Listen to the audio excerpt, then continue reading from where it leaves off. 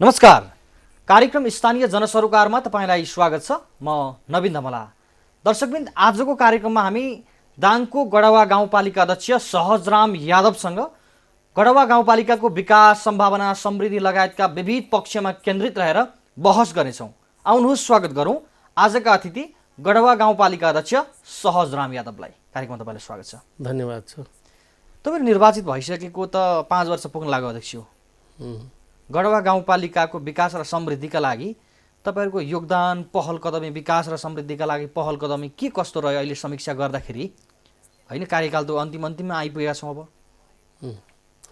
गढवा गाउँपालिकाको जब हाम्रो स्थानीय निकायको निर्वाचन भयो, त्यसपछि गढवा गाउँपालिका यस्तो गाउँपालिका हो दाङको सबैभन्दा पूर्वी र दक्षिणपट्टि पर्ने पूर्वमा कपिलवस्तु र अर्घाखाँची, दक्षिणी बेल्टमा मित्र राष्ट्र भारतलाई जोडेको, उत्तरमा राप्ती गाउँपालिका र लम्ही नगरपालिका, पश्चिममा राजपुर गाउँपालिका जोडिएको 4वटा गाविसहरू मिलेर अहिले गढवा गाउँपालिका बनेको छ।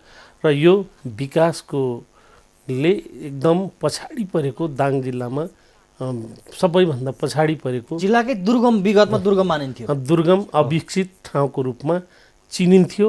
र त्यो अविकसित हुनु कारण, त्यहाँ विकास नहुन कारण, त्यहाँको राज्यको ध्यान पुग्न नसकेकै कारणले त्यो भएको हामीलाई महसुस भयो। र जब हामी गढवा गाउँपालिकाको अध्यक्ष पदमा संघीयताको अभ्यास परिकल्पना अनुरूप हामी सिंहदरबारको अधिकार गाउँघरमा पुग्यो, आइसकेपछि अब गढवा गाउँपालिका किन पछाडि पर्यो भन्ने बारेमा हामीले पहिले संघीयताको, सिंहदरबार, स्थानीय सरकार गाउँ जनतामा गयो भन्ने कुरालाई पहिले त जनतालाई त्यो स्थापित गर्नुपर्छ भन्ने मान्यताको रूपमा पहिलो काम हाम्रो के भयो, निर्वाचित हुने बित्तिकै हामी 15-20 दिनकै दौरानमा गढवा गाउँपालिकाका सबै जनतालाई पाइक पर्ने ठाउँमा गाउँपालिका कार्यालयको सञ्चालन अनि वडा कार्यालयहरू पनि त्यही वडा कार्यालयहरू, वडाभित्र कार्यालय सञ्चालन गर्ने व्यवस्थापन गऱ्यौँ। र व्यवस्थापन गर्ने बेला केही गाविसका पहिली भवनहरूमा गरियो र केही भवनहरू थिएन। ती भवनहरूलाई पनि हामीले आगामी बजेटमा पारेर बनाउने योजनाका साथ अगाडि बढ्यौँ। र गढवा गाउँपालिकाको जनताको सेवालाई, दैनिक सुचारू सेवालाई, जस्तै स्थानीय सरकार सिंहदरबार आयो भन्ने जनतालाई अनुभूति दिने भन्ने कुरा, जुन जन्म दर्ता, मृत्यु दर्ता, नाता प्रमाणित जस्ता कामहरू जिल्लामा गएर जनताले गर्न्थे, त्यो सेवा जनताले आफ्नो वडा कार्यालय मार्फत पाउन लागेपछि साँच्चै सिंहदरबारको अधिकार नागरिकले त्यो महसुस गर्ने गरी सेवा। विगतमा लगभग दाङ पुगेर सेवा लिएर फर्किनको लागि नागरिकहरूलाई धेरै झन्झट, हैन, धेरै समय लाग्नुपर्ने, खर्चिलो थियो। त्यो अहिले वडा कार्यालयहरूबाट, आफ्नै घर आँगनबाट, अब वडा कार्यालय भनेको आफ्नै घर आँगन हो, त्यसरी त्यो सुरुवात गरियो। सुरुवात गरिसकेपछि त्यसपछि हामीले बजेटको नयाँ बजेट पेश गर्नु पर्यो, बनाउनु पर्यो। बजेट बनाउने सवालमा हामीले के सोच्यौँ, कुनै पनि ठाउँको विकास गर्नको लागि पहिलो विकास भनेको स्वास्थ्य हो। व्यक्तिको जनताको जनसङ्ख्या जुन स्वास्थ्य हो, स्वास्थ्यलाई व्यवस्थित गर्नको लागि त्यहाँको यति पछाडि परिएका जनसमुदायहरूको सुत्केरी हुने महिला दिदीबहिनीहरू, घरमै बच्चा पाउने, केही बच्चाको मृत्यु हुन सक्ने, केही महिला दिदीबहिनीहरूको सुत्केरी हुने बेला मृत्यु हुने धेरै जोखिम थियो। त्यसकारण त्यो बेला 11,000 रुपियाँ नेपाल सरकारले दिएको थियो।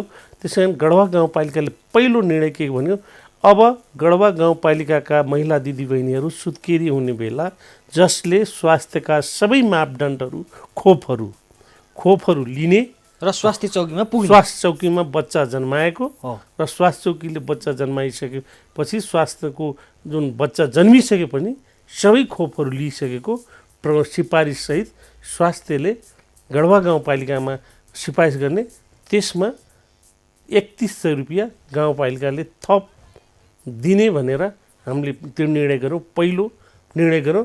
त्यो निर्णयले स्वास्थ्यकामा जुन एउटा महिला दिदीबहिनीहरू जुन घरमा जुन बच्चा पाउने जोखिम थियो, त्यसलाई हामीले निरुत्साहित गर्दै अब हामीले स्वास्थ्य संस्थामा जानु पर्यो र आफ्नो बालबच्चा जब गर्भावस्था भइसकेपछि सबै खोप लिनुपर्छ भन्ने कुरालाई हामीले एउटा 3100 रुपियाँ थप दिने जुन निर्णय गर्यौँ त्यसले एउटा प्रभावकारी बनायो र त्यसपछि हामीले चुनावी उसमा के भनेका थियौँ, गढवा गाउँपालिकामा के थियो भने त्यहाँको जनसमुदायहरूलाई किन पछाडि पर्यो भने गढवा गाउँपालिकाको वडा नम्बर 8 कोइलावास गाविस, अहिलेको गढवा गाउँपालिकाको कोइलावास नाका एउटा 8 नम्बर वार्ड र त्यो पञ्चायतकालमा तेस्रो नाकाको रूपमा त्यो नाका थियो र त्यो नाका र कोइलावास बजार अहिले खण्डारको रूपमा छ र त्यो किन पछाडि पर्यो भन्ने कारण लम्ही कोइलावास बाटो पिच हुनुपर्ने,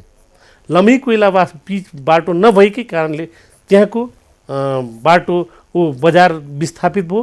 त्यसकारण गढवाको विकास गर्नको लागि लम्ही कोइलावास बाटो पिच गर्नुपर्छ भन्ने हुलाकी सडकलाई भारतले जुन मित्र राष्ट्र भारतले बनाउने हुलाकी सडक अन्तर्गत यो कार्यक्रम पार्नुपर्छ र त्यो अनुसार परिसक्यो। त्यसलाई निर्माण काममा समस्या थियो, त्यो कामलाई गाउँपालिकाले पहिलो समन्वयकारी भूमिका खेल्यो र अहिले कोइलावास लम्ही सडक सम्पन्न कालोपात्रे पिच भएको छ।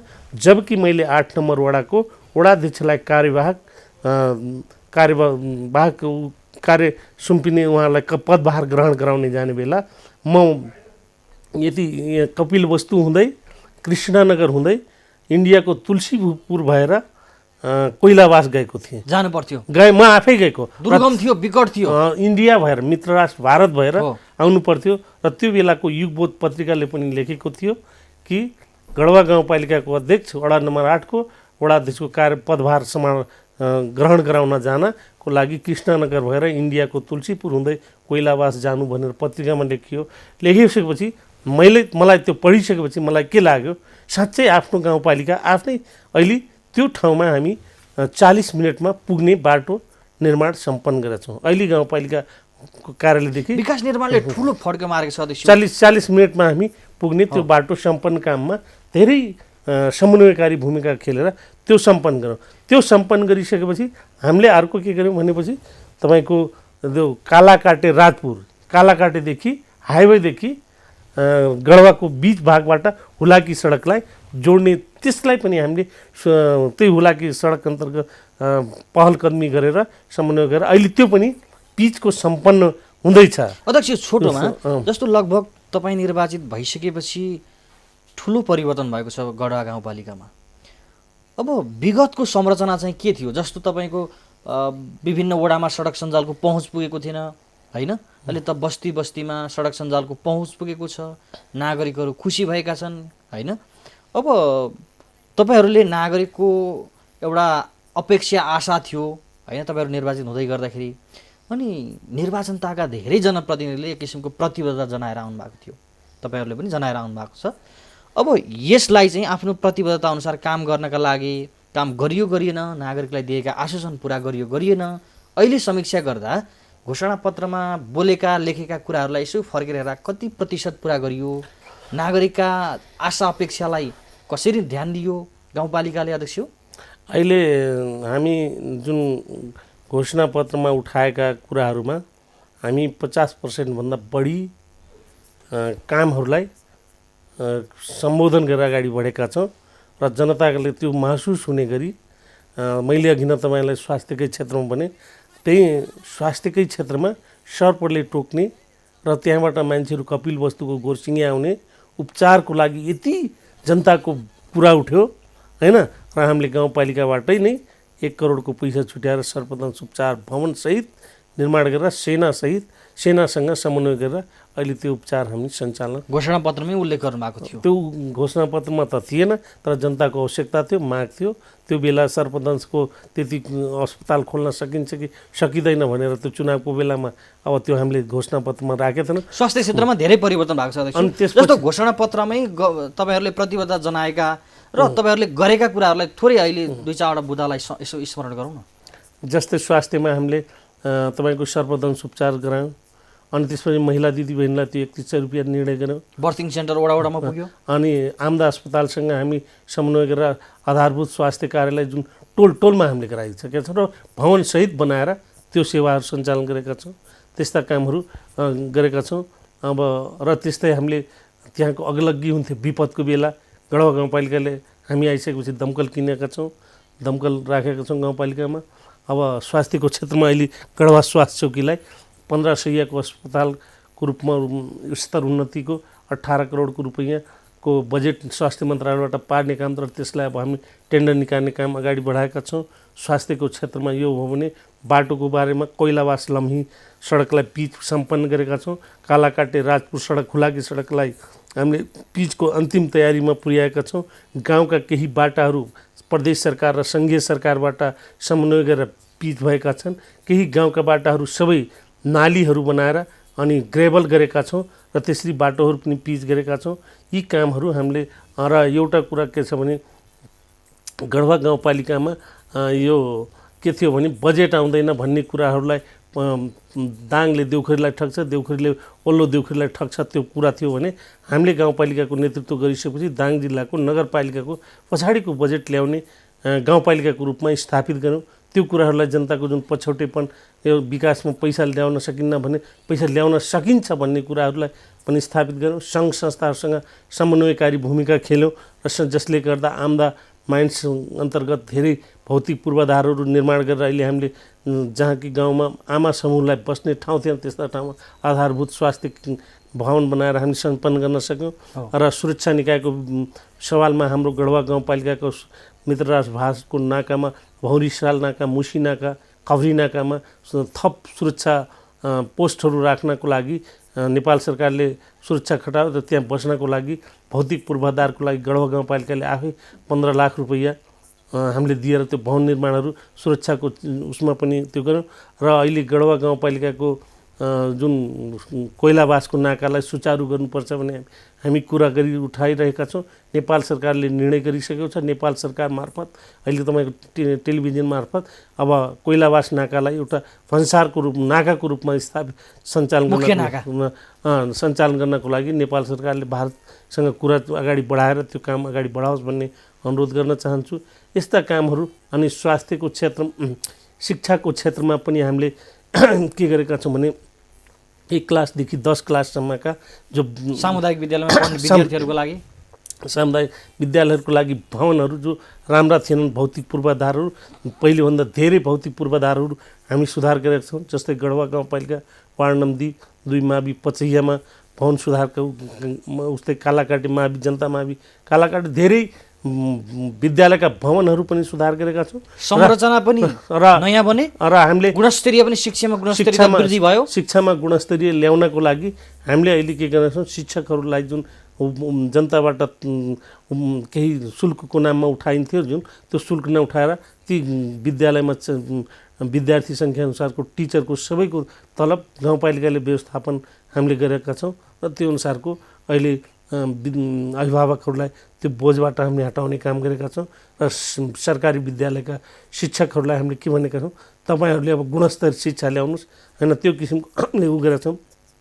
र अर्को एउटा अब यो जुन कोभिडको उसमा अब त्यहाँ त्यसरी नेट सेटको त्यो व्यवस्था नभए पनि एउटा उसमा मोबाइलमा पाठ्यक्रमहरू हालिदिने र विद्यार्थीले आफ्नै घरमा खोलेर पढ्न सक्ने किसिमको नेट नभएको ठाउँमा त्यो विधिलाई पनि प्रविधियुक्त शिक्षा त्यसलाई पनि भर्खरमै सम्झौता गरेका छौँ र त्यो सरहरूलाई तालिम दिएका छौँ। त्यो अनुसारको पनि प्रक्रियाहरू अगाडि गरेका छौँ। शिक्षा क्षेत्रमा अनि ठुलो परिवर्तन भएको छ, शिक्षक सुधार भएको छ, पहिलेभन्दा विगतको तुलनामा परिवर्तन भएको छ। अध्यक्ष तपाईँसँग फेरि आउँछु।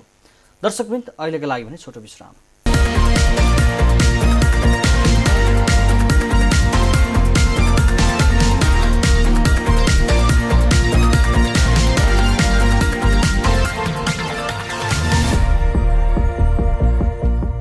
विश्रामपछि पुनः स्वागत छ यहाँलाई। धन्यवाद। अब शिक्षा क्षेत्रको विगतको तुलनामा ठुलो परिवर्तन भएको छ। अब समृद्धिको आधारको कुरा गरौँ। गढवा गाउँपालिकाको समृद्धिको आधारसँग पनि तपाईँहरू यसो बेस बसाउनु भएको छ होला होइन? समृद्धिको आधार चाहिँ के हो अध्यक्ष तपाईँहरू? समृद्धिको आधार त्यहाँ के छ भने कृषि। हाम्रो गढवा गाउँपालिकाको नारा पनि के हो, कृषिलाई हामीले समृद्ध गढवा गाउँपालिका कृषिको आधार समृद्ध गढवाको विकासको आधार बन्ने कुरालाई हामीले त्यो एउटा नारा, मलाई त्यो नारा अहिले त्यति आएन, त्यस नारा पनि गर्छौँ।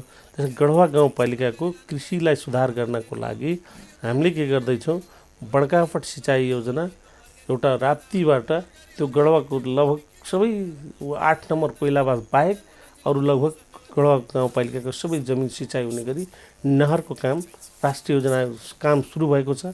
7 किलोमिटरसम्म बनेको छ। त्यहाँभन्दा अगाडि बढ्यो भने त्यो सिँचाइ बन्यो भने सबै जमिनहरू सिँचाइ हुन्छ।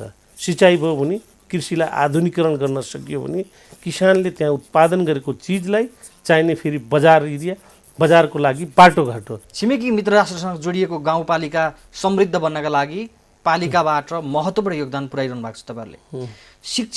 शिक्षा क्षेत्र सँगसँगै कृषिलाई पनि तपाईँहरूले अगाडि बढाइरहनु भएको छ। कृषिबाट जो उपज उत्पादन हुन्छ, नागरिकहरूलाई विभिन्न सेवा सुविधा दिनुभएको छ, तालिम दिनुभएको छ, बिउ बिजन दिनुभएको छ, तर नागरिकहरूले गुनासो गर्छन् अध्यक्ष, बजार व्यवस्थापन भएन।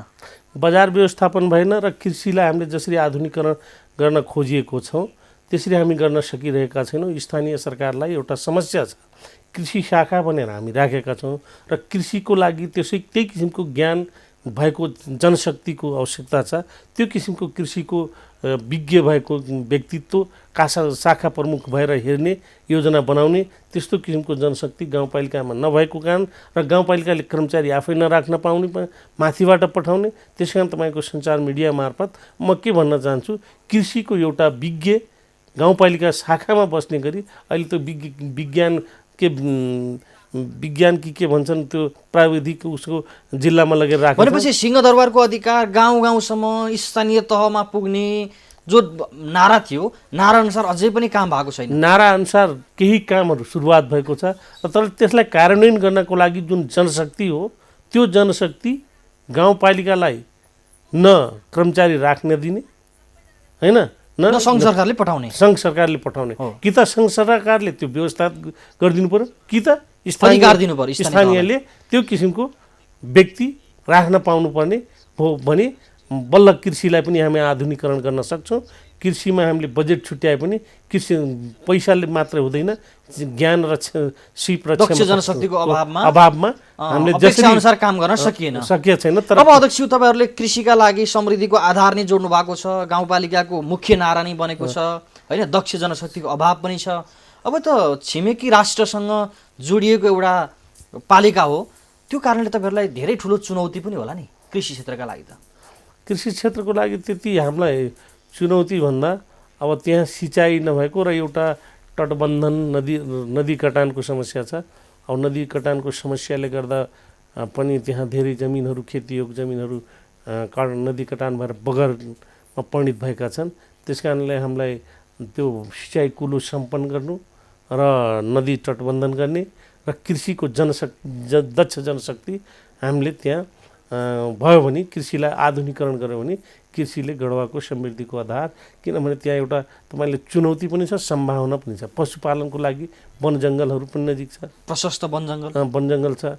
त्यस कारण केही चुनौतीहरू पनि छ त केही सम्भावनाहरू पनि छ र कृषिलाई जसरी लैजानुपर्ने त्यो किसिमको लानको लागि त्यो कृषिको दक्ष जनशक्तिको आवश्यकता परेको कारण त्यो हामीलाई अलिक समस्या भएको कारण त्यो हामीले गर्न सकेका छैनौँ। अब नागरिकलाई चाहिँ तपाईँहरूले कृषि क्षेत्रको लागि के कस्तो कार्यक्रम अगाडि सार्नु भएको छ? लगभग तपाईँको कार्यकाल त यो अन्तिम वर्ष पनि हो, तपाईँ निर्वाचित भएको लगभग 5 वर्ष पुग्यो होइन। यो नीति कार्यक्रम पनि सार्वजनिक गर्नुभयो।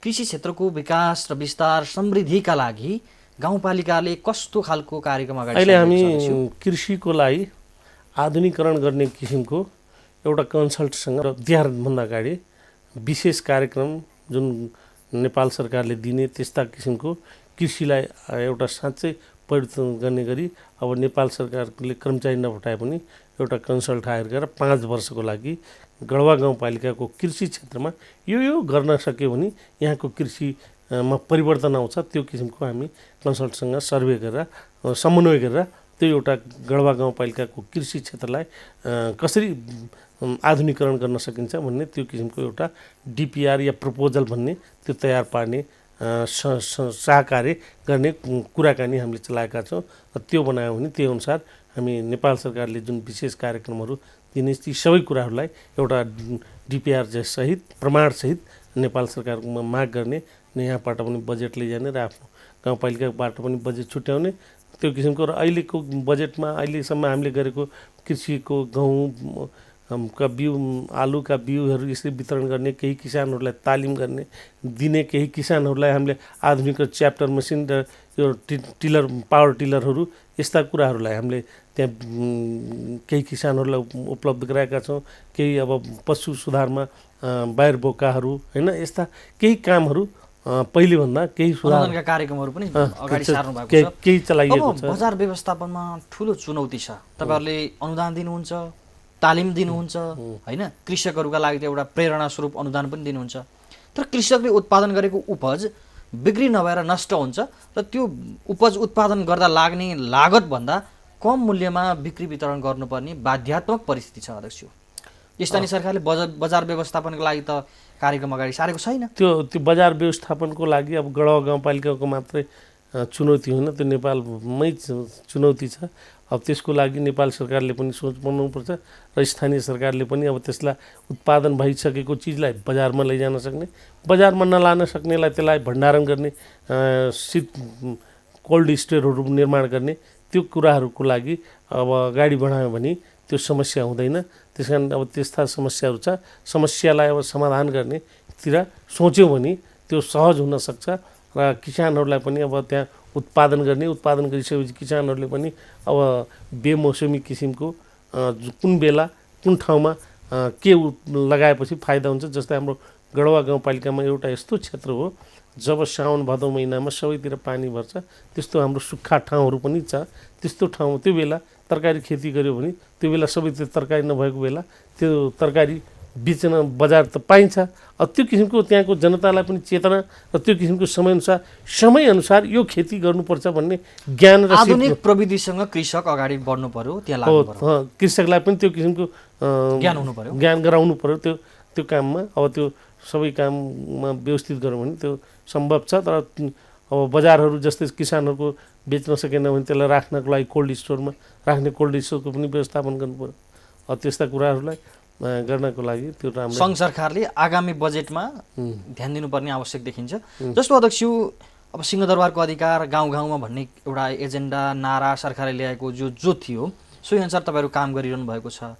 विशेष गरी धेरै ठाउँमा कर्मचारी नभएका कारण अपेक्षा अनुसार, आशा अनुसार होइन, तपाईँहरूले परिकल्पना गरे अनुसारको काम गर्न नसकिएको, अनि भएका ठाउँमा पनि कर्मचारी र जनप्रतिनिधिको अलिकति खटपट भएका कारण पनि काम गर्न नसकिएका गुनासोहरू पनि छन्। त्यो छ।